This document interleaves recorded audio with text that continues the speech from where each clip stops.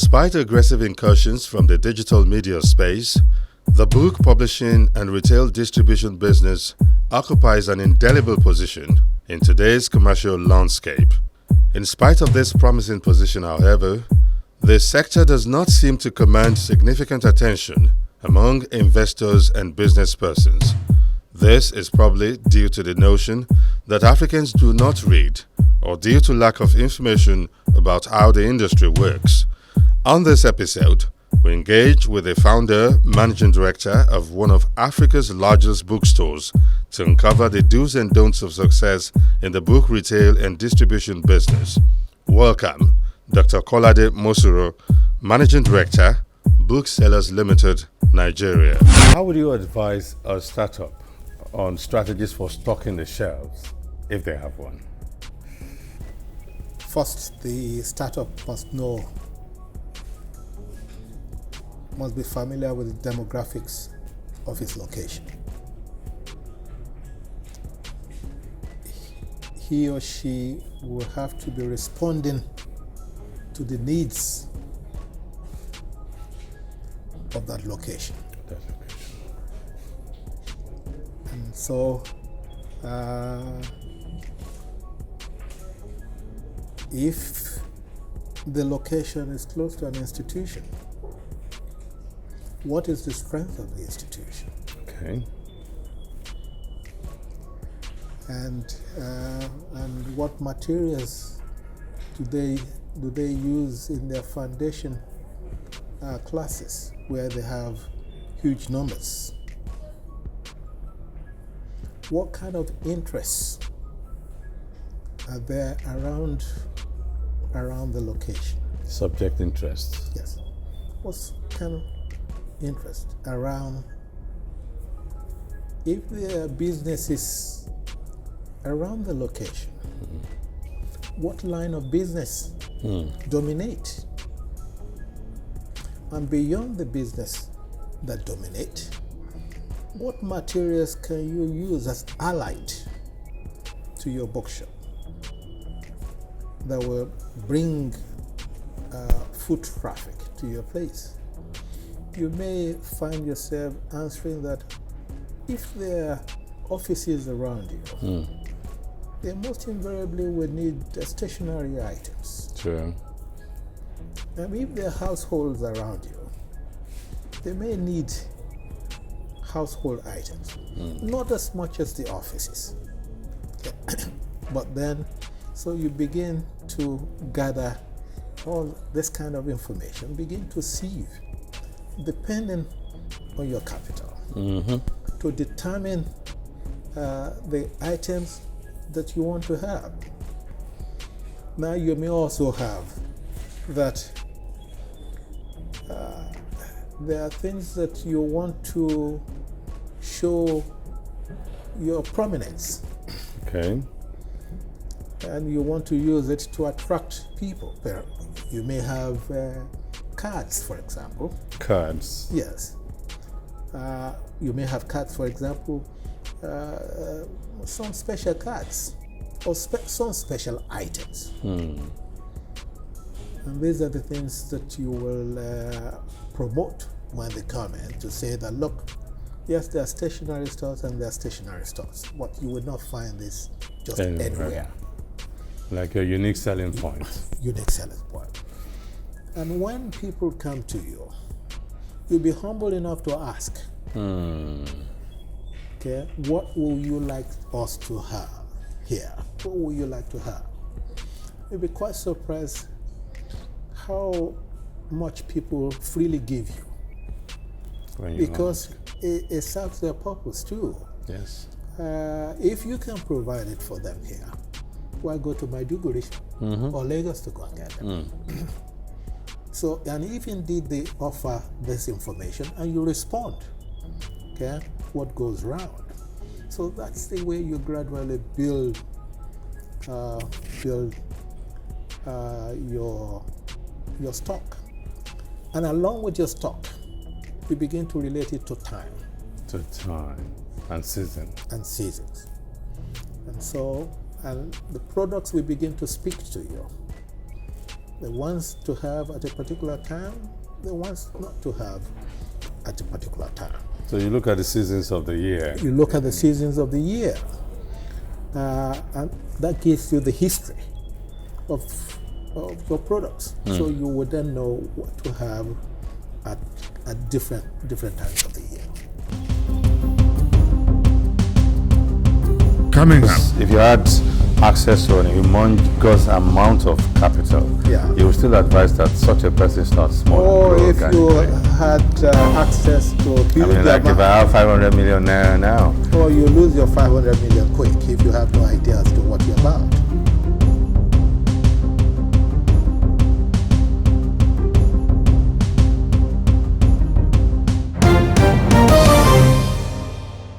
Those are background information that informs your strategies for stocking the shelves. Now to the actual stocking of the shelves, you've told us that an entrepreneur in this business must be conversant with audience needs. And I'm listening to you again now, and the impression I'm going away with is the need to listen to the market must be a continuous act on the part of the entrepreneur. And when you listen to the market and you meet the needs of the market, you're on your way to succeeding in the business. I mean, in any business, you're not selling to yourself. You're serving them, you're selling to them. Okay? So you're responding to their needs or anticipating their needs and providing the goods ahead of their demand. Yeah. So all sorts of things, these are the things. Let's take the booksellers as an example, as an illustration. How do you go about stocking this wide array of shelves, wide array of subject matter, ranging from domestic to relationship to religion, literature, medicine? I mean, what's your strategy? Well, when we started, yes, sir. we were just going to do a tertiary bookshop. Wow. But then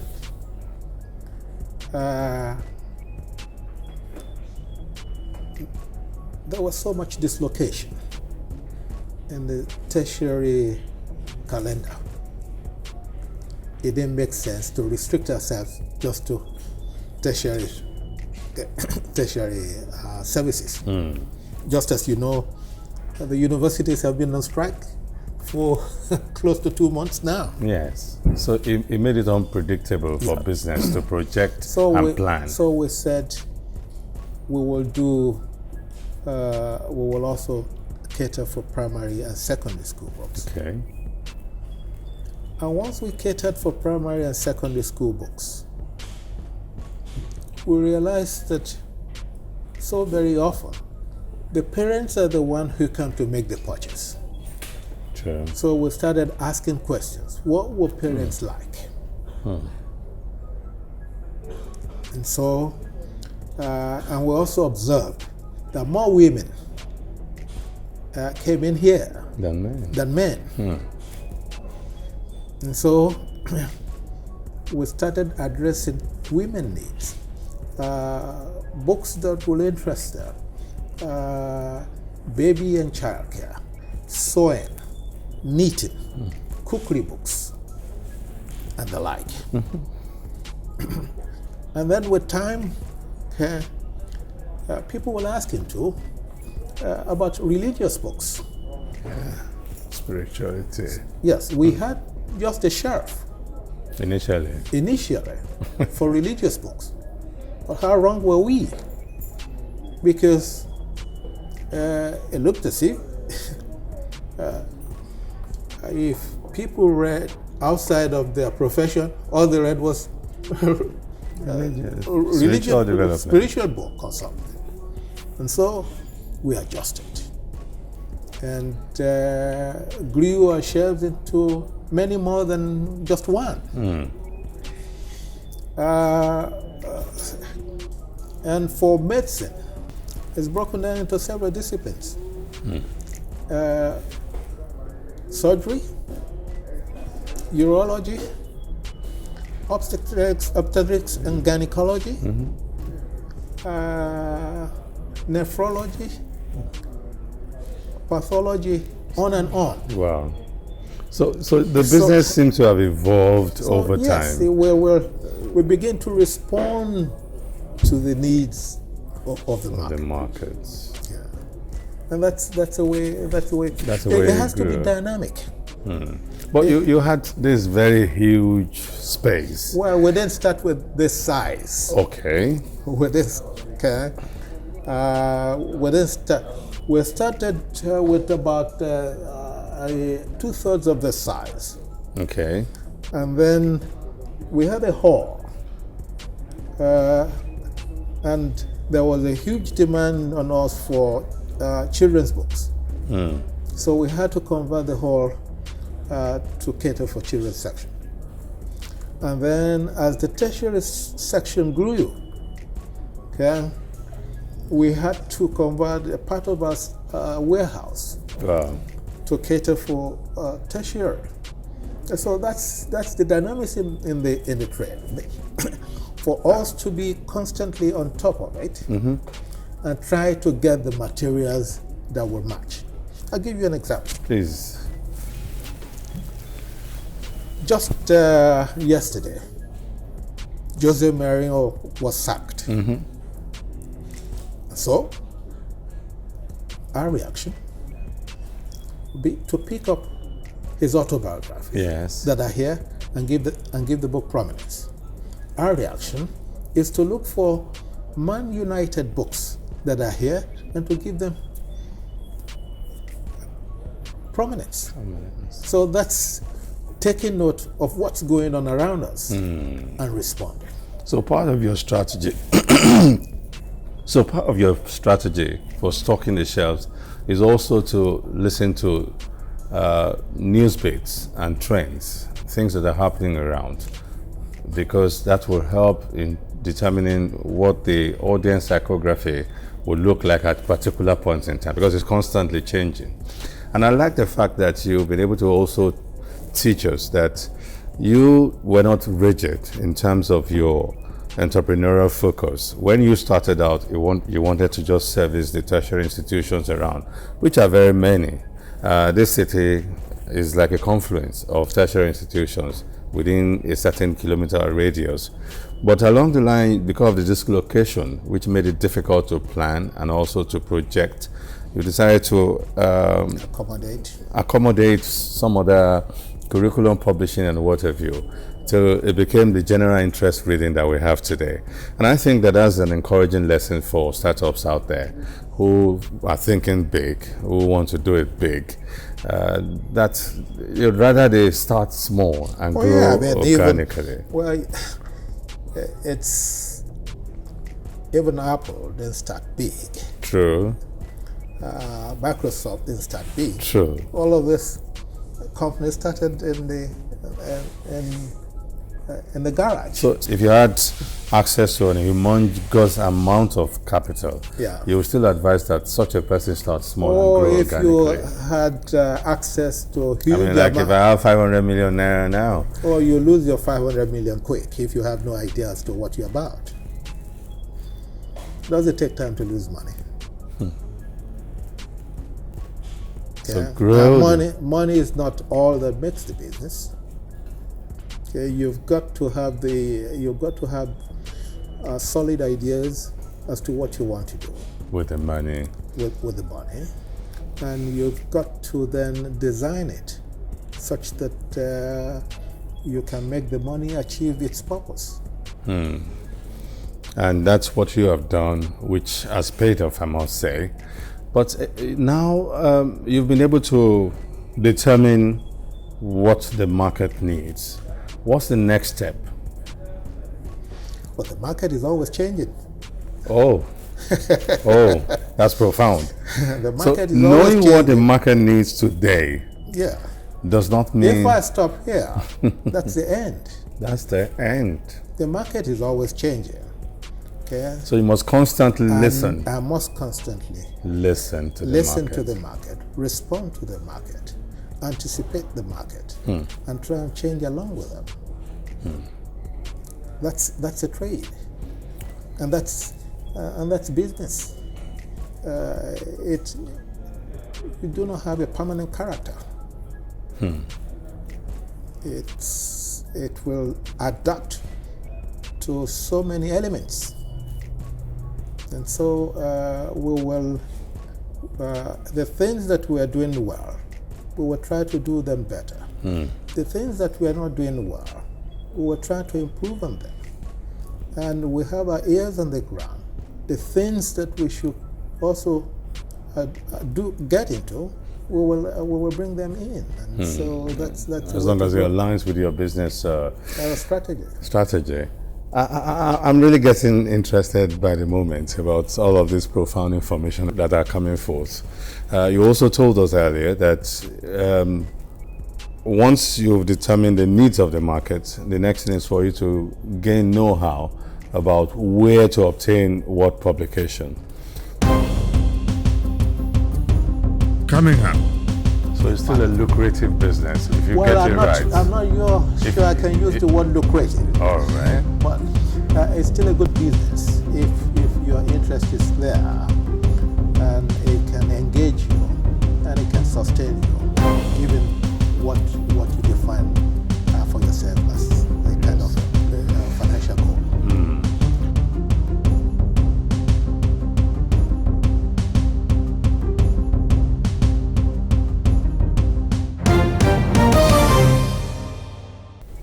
I heard that abroad, most publishing houses give out books on credit, and then you sell and remit as you sell.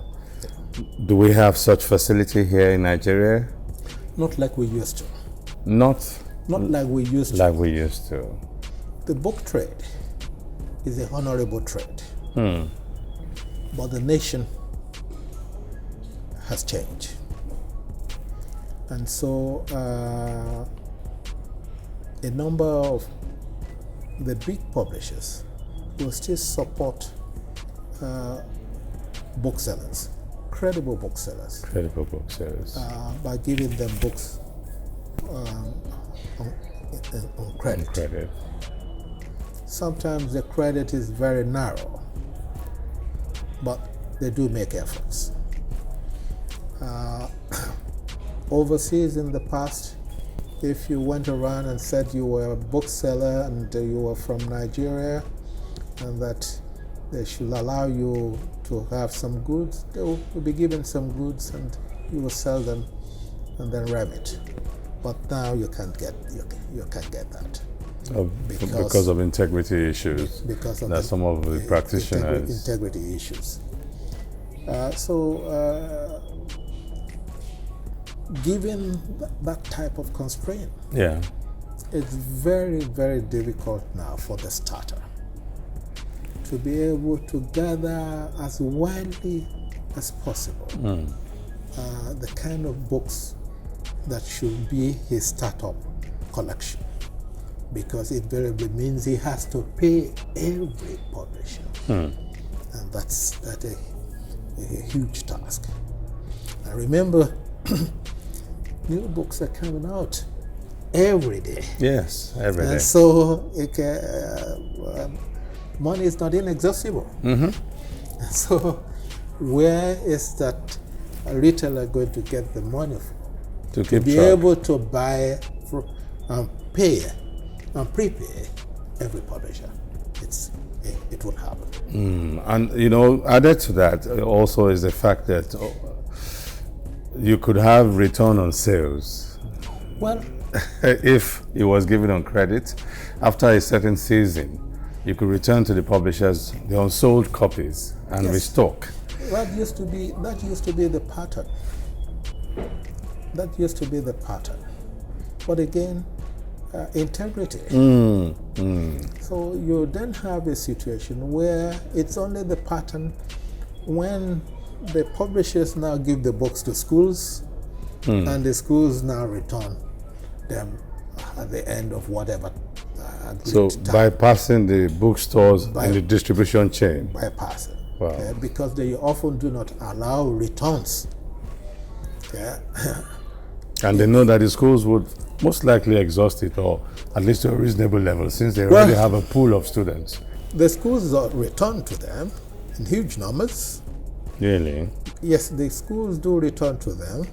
And the reason there is a return to them is that when you're getting things free, you do not know how to gauge what quantity you will need.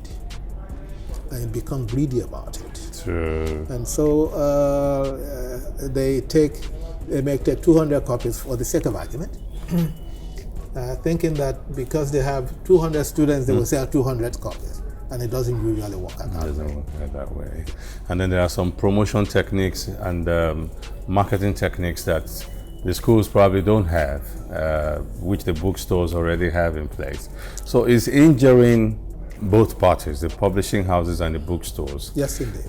Maybe someday we will still bring you to the studio we'll take that. to talk about corporate governance issues and how the industry is dealing with it and all of that. But today we're here to look at how entrepreneurs can get into this sector and make a success of it. Which brings me to the next question.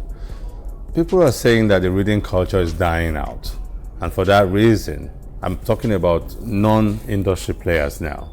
And that for that reason, it's not advisable to go into bookshop entrepreneurship. Would you agree with that notion? No, I wouldn't agree with it. There are challenges. And because there are challenges, doesn't mean that you shouldn't take new people into the business. Because, yes, even I here, at the point I started, you can define me as new. True. And so if you could define me as new when I started, so can you define anybody coming in now with some courage and good ideas, getting into the business? So one just has to be careful. There are hurdles along the way, and it's not as easy as it used to be. Okay. Yeah, but that doesn't mean that one should say that people should be. So it's still a lucrative business if you get it right. I'm not sure I can use the word lucrative. All right. But it's still a good business if your interest is there, and it can engage you, and it can sustain you, given what you define for yourself as the kind of financial goal. Now, I've heard people say in entrepreneurial circles that the solution to the environmental issues that tend to bear negatively on the book selling sector is to have a multi-layered stream of income, so that if patrons would throng into your premises, if they're not interested in buying books today, there will be other things they can spend money on. Which brings me to the question, if you were to go that route, what are the multi-layered model that you would be prescribing? Well, all that is important is any and every attempt to bring people to your store, be it site store or be it online store. If one was to pursue a multi-layered model whereby there will be multiple streams of income in this business, what are the specifics that you would be prescribing to such a person?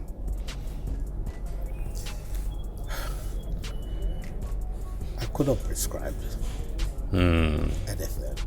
It will be based on your interest. All that I can encourage is for the bookshop to engage in multi-activities. To bring in traffic into the place and to bring interest to the products they have. It would be naive of me, or because of multiplicity of approach, to want to sell vegetables. Very far from it. But I do recognize that if we did a small cafe shop and had it as a sideline to bring people in, Yeah. that in itself is an attraction. Like a cafe, a lounge. Yes, cafe lounge, but definitely not inside the bookshop. I do recognize that if we engage the bookshop in other activities beyond just displaying books, Beyond just displaying books. yes, we have situations where we have done readings inside the bookshop. Wow. We have situations where we have done some autographing in the bookshop. We have situations where we have even done science experiments Science experiments. in the bookshop. Wow. So all creative approaches to bring people in so that the bookshop is not just seen just merely for the display of books. It's an active, engaging enterprise to bring people in, and ultimately books are selected, books get to be browsed, and books get to be bought. Coming up. So it's still a lucrative business if you get it right. I'm not sure I can use the word lucrative. All right. But it's still a good business if your interest is there and it can engage you and it can sustain you, given what you define for yourself as a kind of financial goal.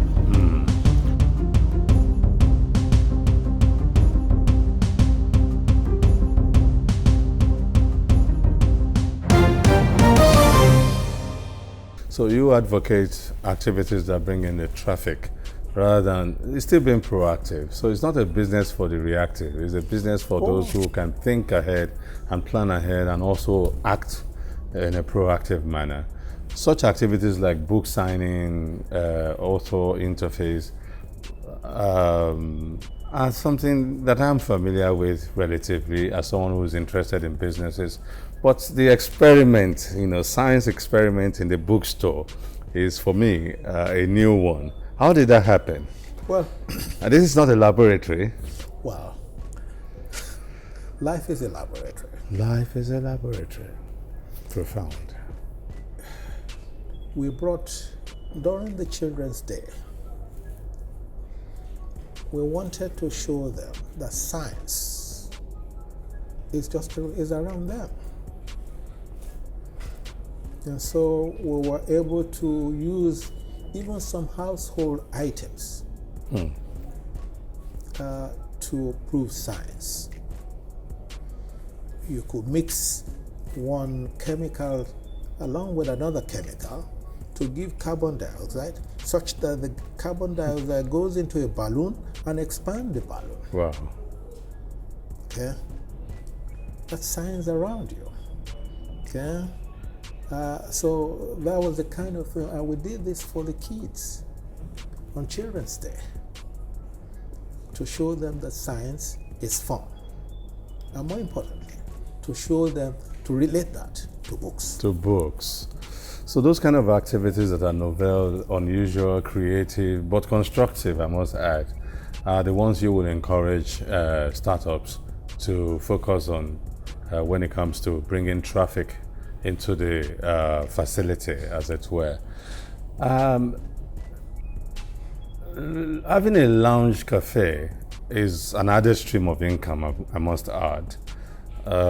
Besides the fact that it will bring in traffic, it will also help the bookstore to have added stream of income that can tie it on when there's a lull, which must happen in the business cycle. But I'd like to know what other forms of diversification would you be recommending to would-be startups in this business? Well, again, we have evolved over time. I suppose because of our interest, it's taken us beyond retailing. It's taken us into book publishing. Wow. So, and that's also related to the trade. True. Directly. So we find ourselves also engaged with library services. Really? So you can see all the spin-offs from Book retailing. So publishing to library services. And I bet consulting would also be. Yes, well. Because I'm sure with your wide experience and also your wide network of contacts, it will be a veritable avenue. Yeah, consultancy yes. as part of it. What other diversification activities have you embarked upon as a book retail house? Are you also into wholesales right now? Oh yes, we're into wholesale. And perhaps maybe publishers' representatives in the nation or something? Yes. Given our size, yes, a number of smaller bookshops and a number of outlets across the country will buy from us to sell in their various locations.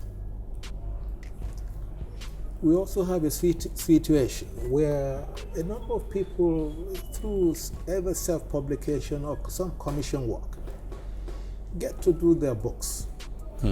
It's only when the book is done that they realize that they lack the marketing skill.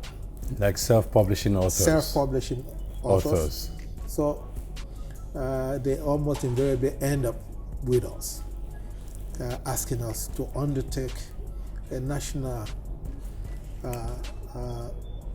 marketing and sales of their book for them. So these are various ways. So it's not a unilateral model. It's a multi-layered model that you operate here, exactly. Which is very gladdening to me, because I was afraid initially that what if the season is not so palatable for the bottom line?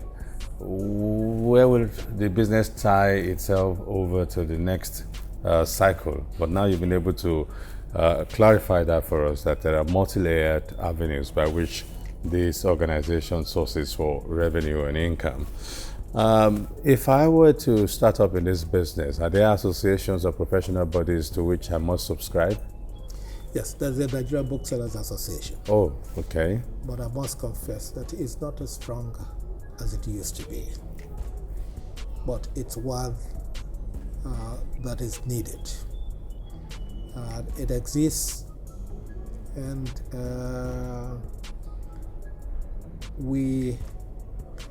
it started in the 50s, really. In the 50s? Yes. That old? Yes, you'll be quite surprised.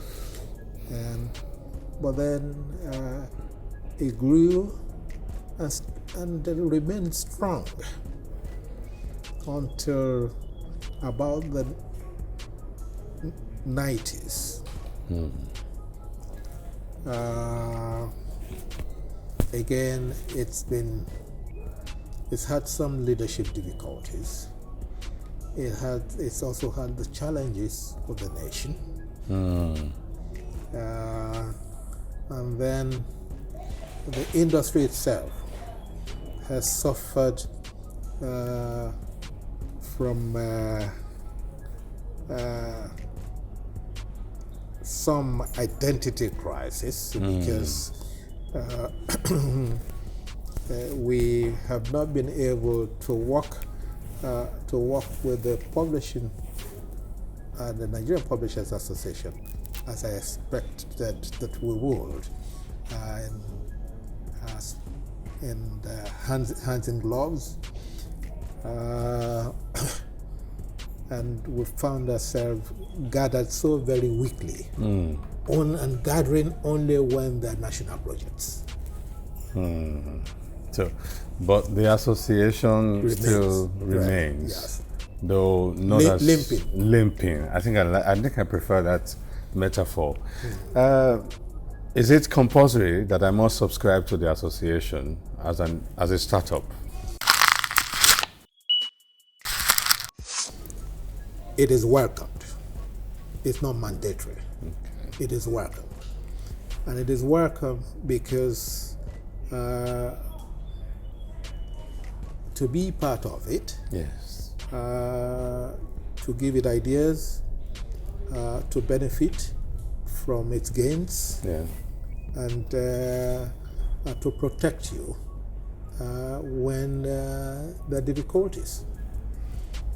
Sometimes you may have a situation that if you were to import something into the country, they may ask you to present your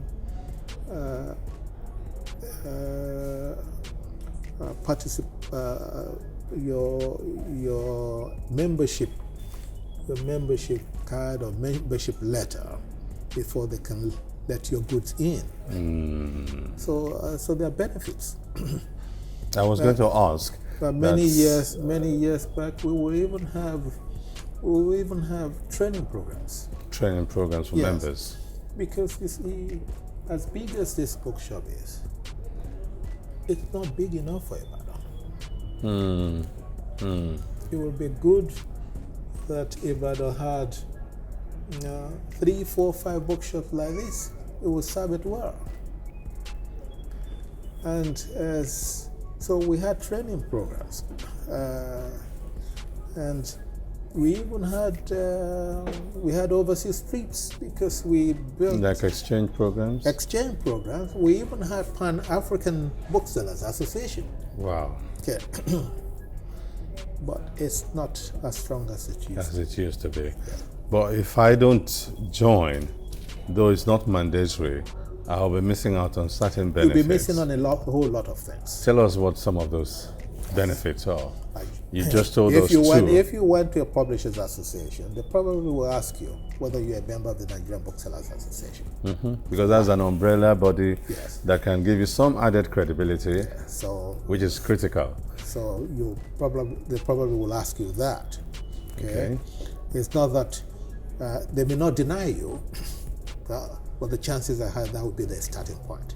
And if you said you are, okay, that's adding some leverage to your application. True. To your application. True. What are the other benefits? Every now and then, when publishers do new materials, they will gather booksellers to share information about forthcoming materials. Okay. They'll be released. Yes, they would rather do this with you as a group and be more effective for them than to go from door to door. True. And so your membership gives you ample opportunity to be part of this. There's an annual book exhibition.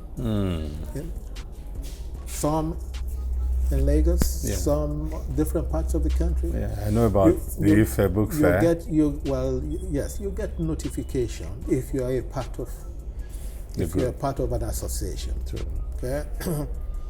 Now you're also under the canopy of a group if there's a stress. And there will be stress once in a while. Yes, for example, a few years back, the government were going to put a tariff on books. So, and it took the efforts of the Publishers Association and the Booksellers Association to fight it. Yeah. Okay? And of course, they were fighting it on behalf of the nation and on behalf of their associations. So, those are the kinds of benefits. Wow. It's a good thing that you've been able to establish that. Related to that, permits.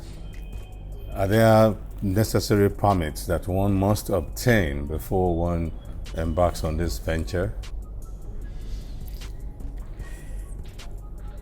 Non-mandatory permits. Okay. Remember, democratic system. It gives you the right to import anything within the laws of the land. Any legitimate business. Yes, so it allows you to do your legitimate business. But then, as you move from one agency to the other, they'll be asking for your membership fulfillment before they are able to grant you a particular request. For example, the Nigerian Copyright Association will ask you whether you're a member of the Nigerian Publishers Association or a member of the Booksellers Association. Yeah, a membership will confer some legitimacy. Okay, because if you were a pirate, the chances are high you won't be a member. True. Okay? Thieves don't have an association of thieves. Yes, that's why it's underground. It's underground. Yes. So, so it gives you some credibility. So you don't need any special permits from government, aside the usual business permits, to operate in this business. What about regulatory issues? Are there regulatory concerns that I must have before I venture into this business? None whatsoever. So it's actually democratic. Open. So the entry point is quite open and democratic. It's open. Okay. What limits it is its margin. The margin. Okay. Otherwise, many more people will be in it, and the rigor. Okay. And that's where the passion comes in to fill that gap. You see, the rigor to go through as many materials as possible. I mean, you must have some basic education to be able to relate to books. As I said earlier, you don't sell books by its color. By its color. No. So you don't sell a book by its cover. No. So it's not just about judging a book by its cover now. You must also understand a bit of it. A bit of the content. Okay? That I sell law books doesn't make me a lawyer. True. That I sell medical books doesn't make me a medical practitioner. A medical practitioner. True. But I must just have an overview of books along various disciplines. Like journalism, you don't have to be a practitioner. In fact, you're not expected to be a practitioner of law, but you must have an overview. You must know a little something about everything. A Baconian of some form. So that's. So those are the things required for the entry point. What, in your experience, is the biggest selling category of all the subject matters? Books. Yes, we have varied subject matter here. Yeah. Literature, arts, finance, business, management, autobiography of political legends, business legends, entertainment.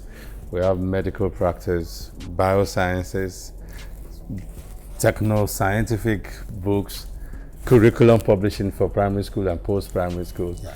Which one is the greatest money spinner of all of this?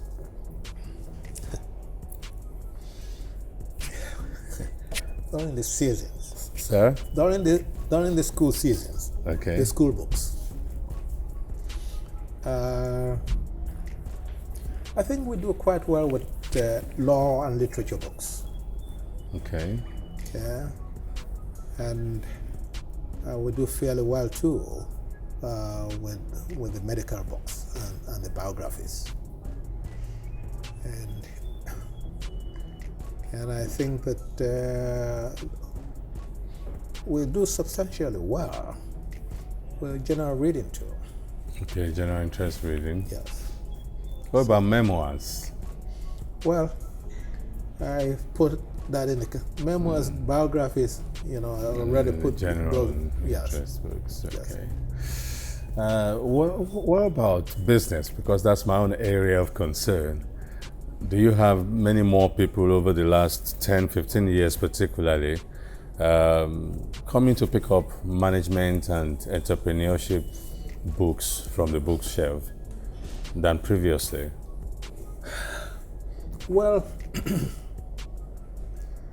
there's some key names. There's some key names with business. And those ones, once a book is done, they sell. And they sell hugely. But With business now, the practitioners, when they come out and write about their experiences, Yeah. for example, when a book was done about Steve Jobs, it sold hugely. Yes. When Warren Buffett does a book, Snowball. you find when Stevie Covey does, so Kiyosaki. Kiyosaki, and so on and so forth. So that's the way. So author's name is key Very much to so. selling in the very. business and management area. Yes, because they're selling the experience. True. And it's that experience, for example, this interview, what you're trying to bring out of me is my experience. Absolutely. So, and if all that I have said so far, if we typed it and put it together, that's a book. True. Yeah? And so whoever wants to open a bookshop, perhaps that's the kind of book that may help. Absolutely. Okay? And so when you have names like that, author is another identity for these entrepreneurs. True. Okay, and what they'll be sharing in those books are what made them, the challenges they have had, how they overcame the challenges. True. Okay, what the future looks like. Okay, and so that gives you a head start. And the insights that they've been able to cultivate over the years. Insight. Okay, how they've been able to structure the organization. Okay, and that gives you a head start. Now, another thing that is very critical to retail book selling these days is digital books. Yes. How is booksellers responding to that? Would you call it threat or opportunity? Or great opportunities. Okay, they supplement what we have. When the e-books started, Yes.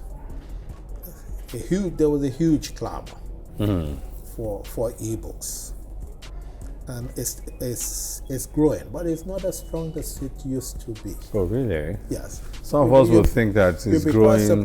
You'll be quite surprised that in the last year or two, the physical books have come back again. And they're so robust. I'm surprised. They're so robust. Now, in our climate or globally? Globally. Okay. In our climate, the number of people are going to use e-books too. But look, when a book is done and it comes out to be read on a phone, okay? On a Kindle. On a Kindle, the better. Okay, but not many people in this country have Kindle. True.